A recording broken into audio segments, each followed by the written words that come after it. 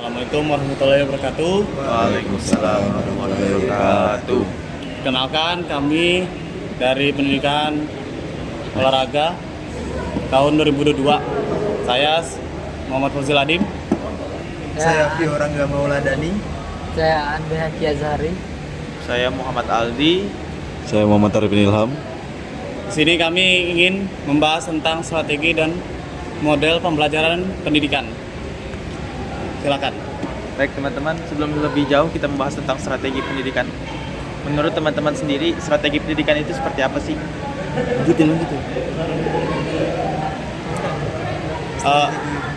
Strategi dan model pembelajaran pendidikan itu kayak seperti kita merencanakan kegiatan pembelajaran untuk siswa-siswa dan untuk melancarkan pengetahuan yang lebih luas lagi. Menurut saya sih seperti itu sih. Teman-teman sendiri ada yang mau nambahkan atau nanggapi? Menurut saya kurang lebih sih kegiatan yang didesain dalam upaya mencapai tujuan pendidikan tertentu agar suatu pendidikan itu berjalan dengan baik, terstruktur dan tersusun rapi. Kalau Mas Aan? Menurut saya strategi pendidikan itu mencakup berbagai pendekatan seperti adanya kebutuhan pasar kerja, meningkatkan ekstrakurikuler juga gitu. Bio Ya, strategi pendidikan tuh mungkin ada tercakup seperti metode, teknik dalam pembelajaran. Itu aja sih mungkin. Kalau kita sendiri saudara, apa itu saudara? Menurut saya sih kalau untuk strategi itu mungkin simpelnya ya seperti yang disebutkan tadi, seperti adanya metode, terus perubahan kurikulum, terus mengikuti struktur dari pemerintah sih lebih tepatnya, karena strategi pendidikan itu kan terdapatnya dirancang dari pemerintah dulu, baru turun ke lembaga-lembaga pendidikan seperti SMA mungkin, atau ya sederajatnya lah, mungkin seperti itu sih. Ya, baik teman-teman. Misal kalian menjadi tenaga pendidik nanti, apa yang akan kalian lakukan untuk membuat strategi pendidikan di sekolah kalian nanti? Untuk di sekolah apa di kelas? Di sekolah. Sekolah. Kalau saya sih, menurut saya mungkin bisa meningkatkan kinerja dari gurunya sendiri lagi dan mencontohkan yang lebih baik lagi supaya muridnya juga mengikuti apa yang kita bisa lakukan supaya lebih baik lagi. Kalau Mas Arifin? Di sekolah ya, Iya. mungkin di sekolah lebih tepatnya sih kita mengikuti strategi yang sudah diatur dari lembaga-lembaga yang mengatur pendidikan itu sendiri, dan mungkin kita mengikuti rencana dari kepala sekolah, karena kan kepala sekolah seperti yang kita tahu, kepala sekolah itu tingkatannya yang paling tinggi lah di sekolah kan. Ya, betul. Jadi ya mau tidak mau kita harus mengikuti rancangan dari kepala sekolah. Kemudian rancangan dari kepala sekolah itu bisa direalisasikan ke guru-guru ataupun staf-stafnya kan. Jadi ya kalau misalnya untuk strategi itu sendiri ya mungkin dari kepala sekolah mungkin sudah lebih baik. Jadi guru-guru hanya tinggal mengikuti dan meningkatkan mungkin ya membantu juga dalam hal-hal lain lah, biar kepala sekolah juga tidak terlalu ribet kan dalam menyusun strategi itu. Jadi mereka bareng-bareng bersama-sama ya supaya kedepannya bisa lebih bagus lagi lah. Dan lancar ya. Baik. Itu kan Betul untuk sekali. ruang lingkup sekolah. Ya, itu. Kalau kita ruang menciptakan sekolah. suasana strategi di kelas itu bagaimana Mas Aan? kan kayak dalam sekolah tuh adanya lebih ke berbagai pendekatan lah untuk mahasiswanya, pendekatan siswa-siswanya. terus untuk mencapai apa ya, tujuan pembelajaran yang lebih baik lagi. Kalau Mas Tio, seperti itu ya. Apa tadi soalnya? kalau tadi kan kita bahas ruang lingkup sekolah.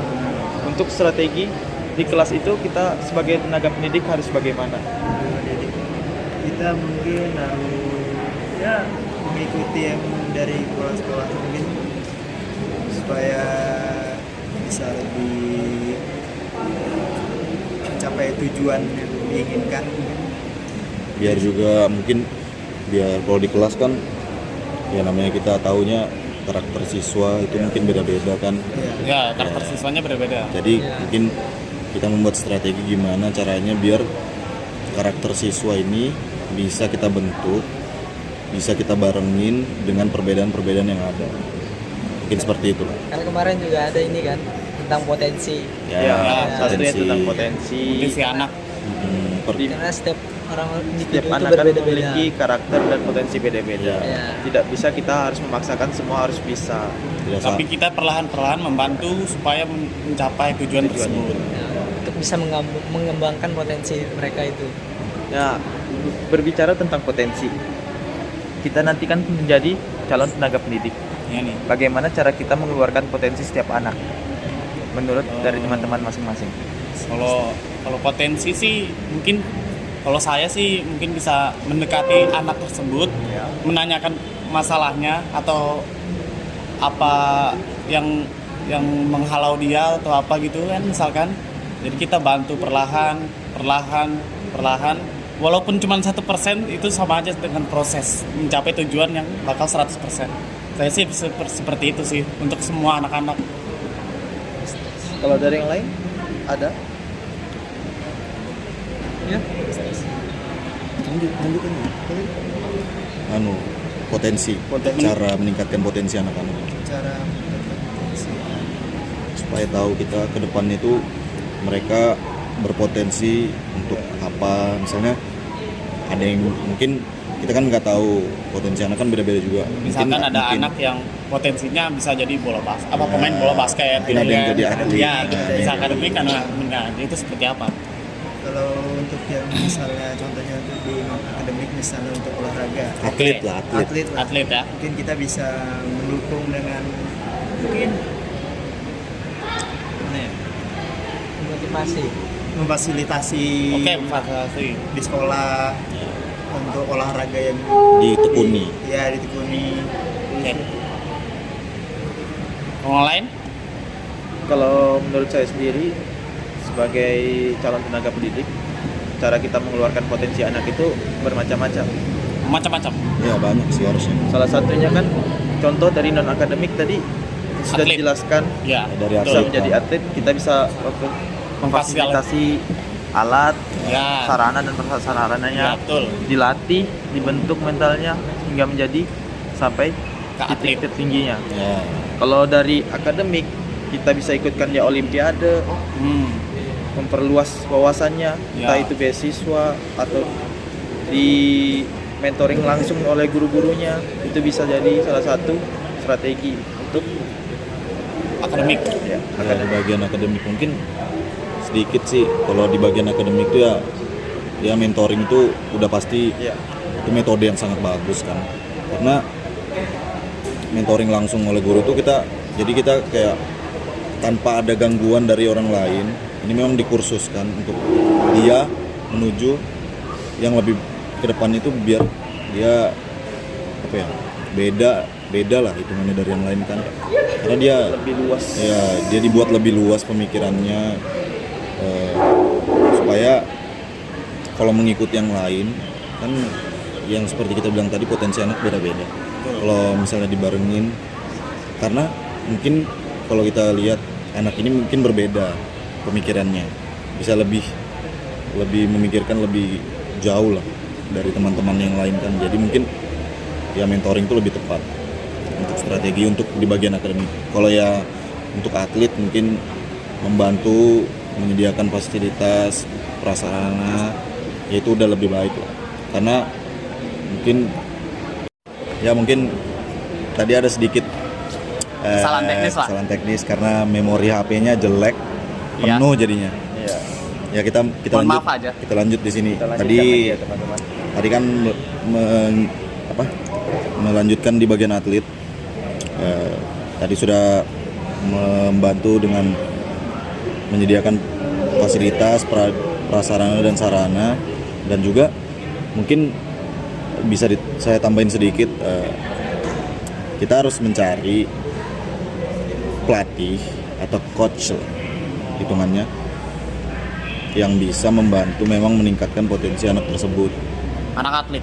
ya, yang jadi atlet. Karena kalau kita pun salah pilih coach atau coachnya tidak sesuai sama Keinginan atletnya sendiri. bukan keinginan atlet sih, lebih tepatnya kayak Atau tujuannya. tujuan kedepannya mau gimana Oh, kan. iya, kadang tujuannya. kadang coach kan mungkin sudah punya itu Sudah sertifikat. ada sertifikat. Nah, sudah Dan ada program latihan. ya, ada Ya, program ada latihan kan. program latihan Tidak juga. semua coach itu bagus lah gitu. Ya. Meskipun sudah punya lisensi ataupun sertifikat, Pasti tapi ada kekurangannya. ya tetap ada kekurangan. Mungkin itu saya sih yang bisa saya tambah sedikit. Oke. Kalau untuk teman-teman lain ada yang ingin ditambahkan? Mungkin menurut kalian sendiri itu konsep belajar itu kayak seperti apa sih?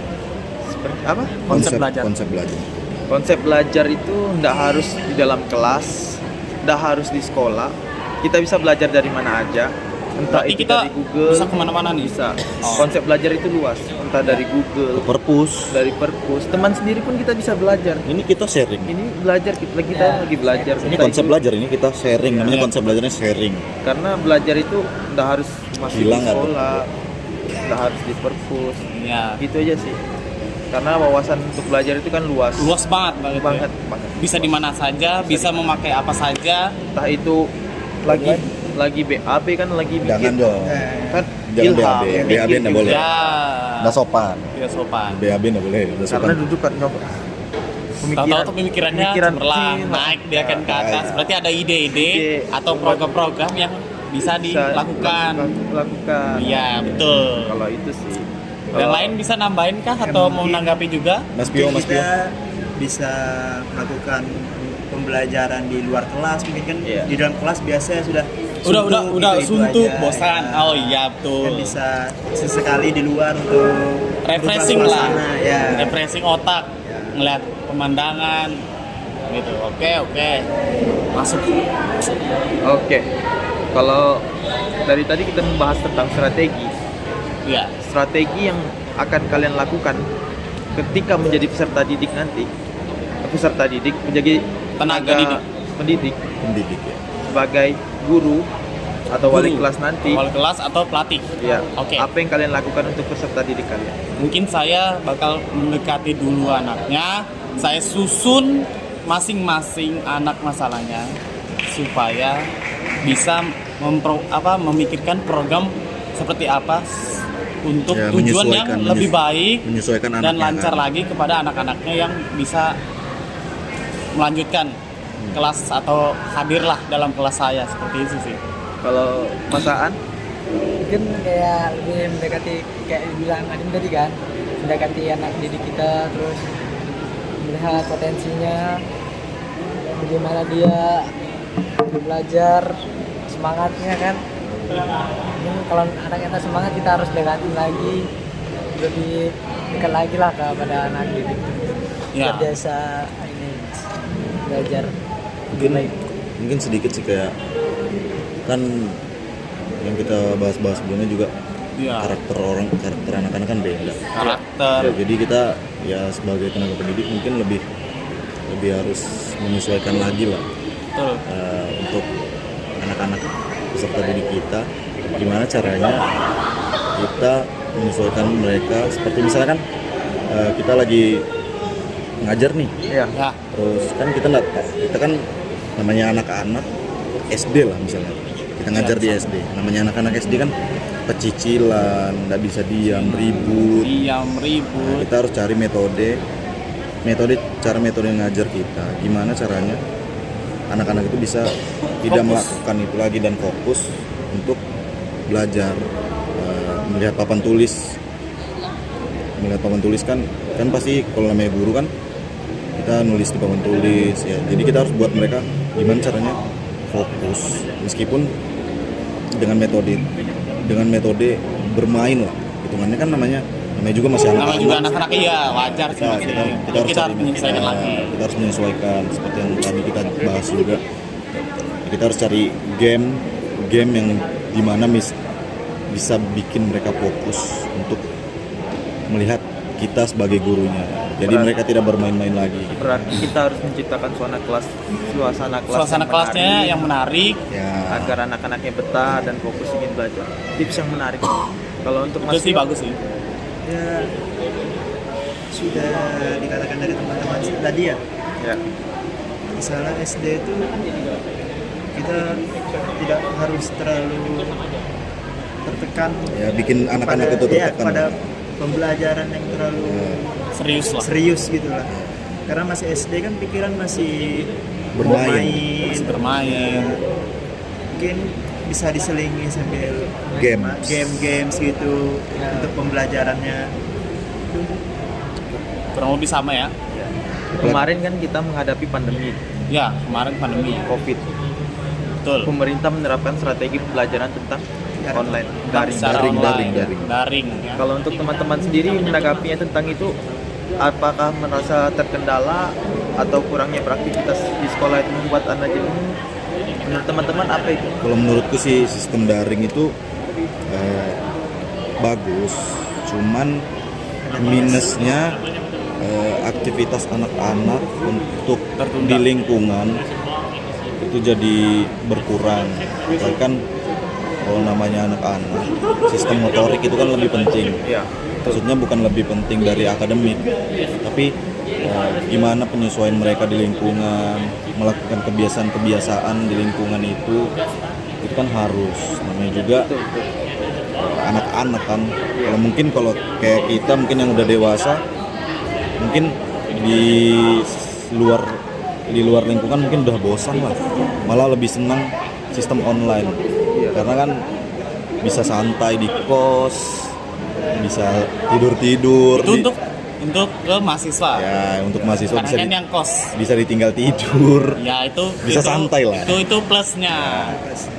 Kalau untuk minusnya di mahasiswa Tapi ya minusnya Minus. ya plusnya bisa tidur, cuman minusnya ya Tidak bisa materinya materi materinya nol. tidak tersampaikan Nah. 100%. Oke. jadi yang kita dapat itu terbatas juga. Ya Karena Entah plus kita itu judul materinya aja yang kita dapat Ya. atau isinya kurang. isinya kurang. kurang. Oke. kalau masalah pandemi kemarin memang agak berat ya, Iya, karena kita merasakannya sendiri. betul. Entah kita itu dari zaman SMA sampai kuliah. Untuk teman-teman yang lulus SMA angkatan COVID sudah merasakan jelas bagaimana Banyak. satu semester sampai lulus, bahkan Hampir lulus. Hampir yang mau lulus. Ada loh. tidak meninjak sekolah, Betul. tiba-tiba lulus aja, Betul. kegiatan dibatasi, itu yang membuat kita terhambat. Ya. Kalau menurut saya sih itu pengalaman saya sendiri ya. Saya 2 tahun COVID misalkan dari kelas 11 sampai kelas 12 itu saya itu 2 tahun. 2 tahun itu COVID pandemi kan. Jadi kayak dari awal mula itu saya sih merasa kayak wah happy banget nih. Iya. Karena kan bisa di rumah, Bisa nyantai. sambil makan, Bisa tidur. sambil main game, bisa Apapun ditinggal bebas lah. sebentar Iya. ke toilet dan lain. Nah, cuman lama kelamaan sampai ke kelas 12 saya mulai merasakan bahwa kalau saya mulai kayak merasa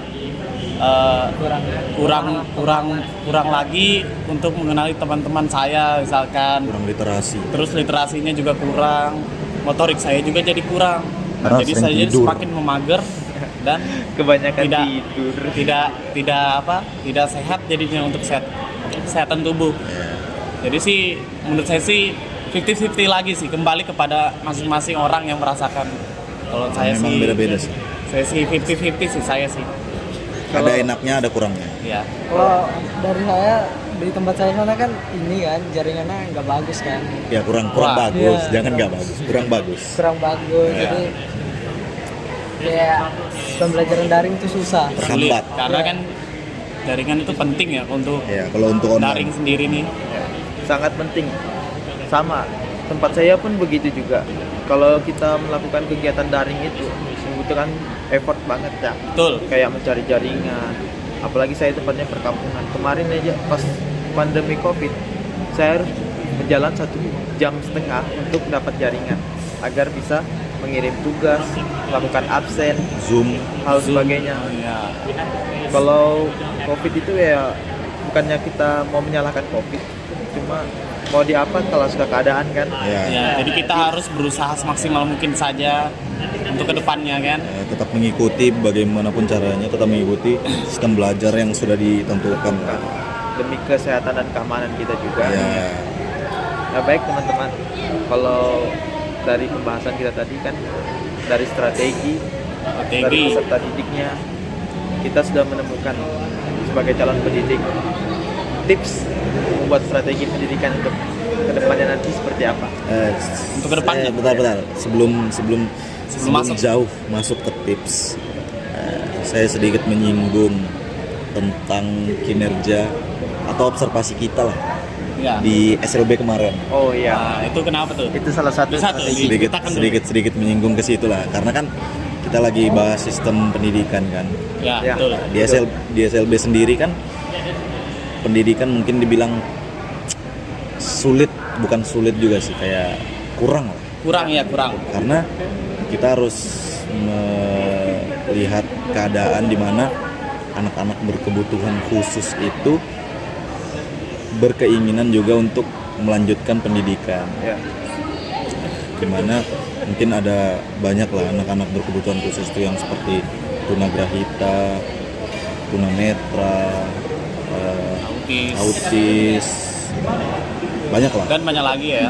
di yayasan maupun di sekolah negeri untuk sekolah berkebutuhan khusus itu sendiri. Ya. Seperti yang kelompok kita kemarin lah, kita kan sudah observasi itu Observasi ke ngantar SLB surat, di tanya guru. dekat AWS itu kan. Ya. Mungkin kita sudah kita lihat lah cara sistem pendidikan di SLB itu sendiri gimana, yang kita lihat kemarin kayak anak-anak metode belajarnya dibarengin sama mendengarkan musik, terus dibantu dengan menggambar di Di papan. di layar Oh, iya, monitor itu kan yang monitor menggambar itu, itu. ya. Terus gimana kita lihat gimana mereka tidak bisa diam karena ya itu mungkin karena keterbatasan fisiknya sendiri. Dan juga masih sifat anak-anak. Ya karena masih anak-anak juga kan, jadi ya menurutku sih kalau untuk yang kita lihat kemarin sistem pendidikan itu ya tetap masih kurang karena mengikuti ya namanya juga mengikuti bermainnya kan, dan itu mungkin bagian juga dari sistem motorik, melatih sistem motorik mereka lah, karena mereka tidak diberi keterbatasan untuk mengekspresikan diri mereka di sana. Ya, Ya betul. itu bagus. Itu poin satu. Poin satunya bagus lah untuk biar mereka tetap tidak bingung, Tidak jenuh juga. tidak jenuh juga, jadi tetap bisa mengekspresikan apa yang mereka mau. Terus kurangnya sih mungkin kalau yang kita lihat di tempat kita kemarin karena keterbatasan guru sih. Ya. Ya, Kurangnya di situ. gurunya sedikit. Fasilitasnya juga Fasilitasnya karena juga masih kurang. menurut saya kelasnya juga terlalu kecil Betul. untuk Sehingga anak-anak itu membuat kegiatannya terbatas. Dia melakukan gerak aktivitas tuh terlalu terbatas. Mau untuk keluar pun ya namanya anak-anak lingkungan kena panas, Iya. ya kan. Apalagi anak-anak berkebutuhan khusus Ya. seperti itu kan, Betul. kesehatannya harus dijaga terus. Ya nggak bisa sembarangan. Sembarangan. Ya. Itu effort lebih ya untuk menangani anak ya, berkebutuhan khusus itu. Jadi kan kalau seperti yang kita lihat kemarin, SLB itu isinya anak-anak yang istimewa. Betul. Mewah banget. Luar biasa. Memang harus membutuhkan strategi pembelajaran yang sangat efektif, efisien, dan bekerja keras. Iya, sudah Betul, pasti saya jadi gurunya udah pasti bekerja keras tuh. Untuk tenaga pendidik Ya, sih. untuk tenaga pendidiknya. Sabar, membantu anak-anak seperti itu kan bukan main-main lah. Ya. Betul. Apalagi kita nanti kan sebagai calon pendidik juga pasti merasakan yang Mungkin normal aja susah, apalagi ya. seperti itu. Ya. Ya itu sih. Memang Ya jauh lah. jauh. Kalau untuk banget. kita mungkin sebagai tenaga pendidik baru mungkin ya harus banyak-banyak belajar lah. Banyak mencari pengalaman dari misalnya dari yayasan sekolah lain atau melihat contoh dari guru-guru kayak SLB sebelumnya tadi kita itu. Dan di sini kita akan melanjutkan tips and trick. Jadi kita masuk nih, Tips. ke tips and trick kah? Masuk. Soalnya kita nanti Untuk akan menjadi calon pendidik. Ya tipsnya tenaga lah, pendidik. nggak usah banyak, sedikit Iya, aja. sedikit aja.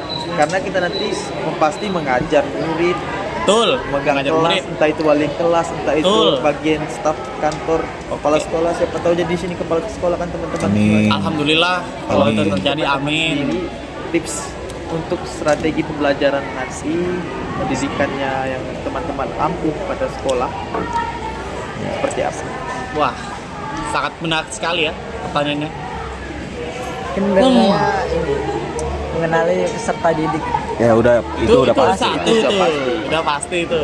Agar strategi Berjalan dengan baik. suatu sekolah itu berjalan dengan baik kan kita harus memerlukan strategi. Entah itu kita menerapkan peraturan seperti ini, Mengapa penerapan iya, peraturan baru kah atau melanjutkan? visi misi sekolah itu ditingkatkan lagi lebih Betul. berkembang. Itu bisa itu poin juga. Identifikasi tujuan. Karena otomatis kan nanti kalau kita jadi tenaga pendidik kita harus menguasai semua, entah Betul, itu kita harus menguasai. program dari kurikulum. Ya, udah pasti harus kita Iya, ikutin. kita harus mengikuti perkembangan zaman kan. Ya. Betul, itu Siapa sangat tahu penting. nanti, Iya. siapa tahu nanti dari apa namanya? Kalau Kementerian Kementerian Pendidikan Nah, Kementerian Pendidikan. merubah sistem lagi dari yang dan namanya menerapkan kebijakan baru ini kan. apa namanya sekarang? Merdeka. Ya, Kurikulum Merdeka Belajar. Siapa Merdeka tahu Belajar. nanti dengan terpilihnya presiden baru dan menteri-menteri baru, kurikulum baru pun tercipta. Tapi kalau bisa jangan, karena ribet. Karena Sama aja. Ya, Nama dan doang. tidak jauh beda kan. Tidak jauh beda, cuman lebih Ganti namanya dipraktisin aja. lagi, spesifik lagi namanya Lebih atau digampangkan, caranya lebih digampangkan lah. dan mengikuti zaman juga. Itu sangat penting. Karena kan kita juga harus menyesuaikan sama anak-anaknya juga. Ya mungkin sedikit diskusi kami tentang strategi pendidikan, kurang lebihnya kita mohon maaf jika ada salah kata maupun khilaf sedikit dalam melakukan kegiatan ini, dalam percakapan dalam hal apapun itu. Selebihnya kami mohon maaf. Wassalamualaikum warahmatullahi wabarakatuh. Waalaikumsalam warahmatullahi wabarakatuh.